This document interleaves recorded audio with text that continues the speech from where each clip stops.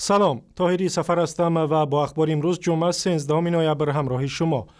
مقامات تاجیکستان گفتند یکی از متهمان به قتل 2 افسری کمیسریت نظامی ناحیه سینا را دستگیر کردند. وزارت امور داخلی روز 13 نوامبر گفت امیدجان امراخان ساکن 21 ساله شهر کولاب را ضمن عملیات در دوشنبه بازداشت کردند.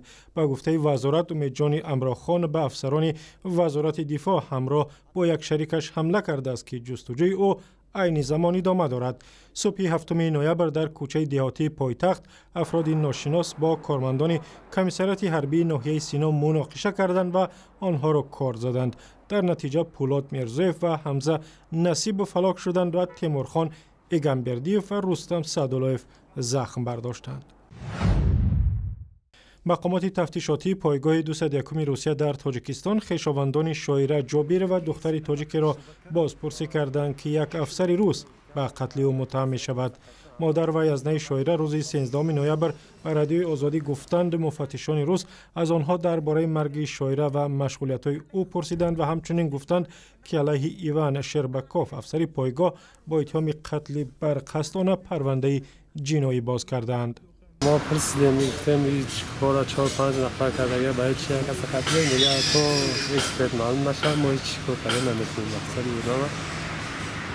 مفتشان میگویند ایوان شربکوف دختر 22 ساله تاجیک را در خوابگاه پایگاه نظامی 201 روسیه در دوشنبه روز 5 نوامبر کشته است و جسدش را به قوطی پرتاب انداخته است. بر اساس سازشنامه در صورت جنایت کردن سربازان روس پرونده آنها را مفتشان روسیه تحقیق میکنند. دادگاه اروپایی حقوق بشر به روسیه امر داد به یک شهروند تاجیکستان که 10 سال بیگناه در زندان نشسته است 25,000 یورو جبران مادی و معنوی بپردازد. نعیمجان یعقوبوف سال 2004 در روسیه بازداشت شد و سال 2009 او را با گناه قاچاق مواد مخدر به 5 سال زندان محکوم کردند. هرچند به گفته خودش و وکیلانش او هیچ گناهی نداشت. مقامات انتظامی روسیه گفتند که نعیمجان گویا با خودش 10 گرم مواد مخدر داشت. نعیمجان به بیگناهیش اصرار کرده و به دادگاه بین المللی شکایت برد. او روز 12 نوامبر بر رادیوی آزادی گفت Европейский суд من نتونستم که چند پونکت دیگه امی کنونسیا را доказательство کنم برای اولی که من شرایط نداشتم اینجا ده من از زون بردن که اونجا فقط عذاب و شکنجه بود نه وقت نبود که ما امی کارو را بکنیم اونجا فقط امو محافظت زندگی خودت امو چیست دستوینست و اتستایوت میکنی تمام. دادگاه حقوق بشر در اروپا که در فرانسه قرارگاه دارد به دولت روسیه امر داده است جبران معین شده را تا 3 ماه آینده پرداخت کند.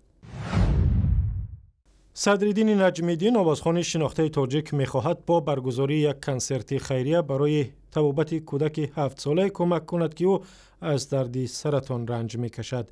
صدرالدین در صحبت با رادیو آزادی گفت که برای طبابت علی جان 7 ساله ساکن شهر دوشنبه $15,000 لازم است و او کوشش دارد با مراجعت به مردم خیرخواه و برگزار کردن کنسرت خیریه این پول را پیدا کند. ما در گفتگو هستیم و انشالله گفتگوی ما به انجام رسد. میخواهم یک برنامه کنسرتی در تاجیکستان برپا نمایم. اون مبلغی که برای من شخصا برای من میاد من اون رو برای طبابت علی جان یعنی چی میکنم میخوام که هدیه کنم. زرانگیز نوروزشاه همکارم با صدرالدین نجمیدین در دوشنبه صحبت کرد و مصاحبه روز را در وبسایت azadi.org ببینید. در شهر دوشنبه روز جمعه ژاله وارد که خاصی فصل تیر ماه در تاجیکستان نیست. روز 13 نوامبر هوا در پایتخت کشور به یک بارگی تغییر یافت و 3 دفعه ژاله زد و در بعضی از جایها زمین را سفید کرد.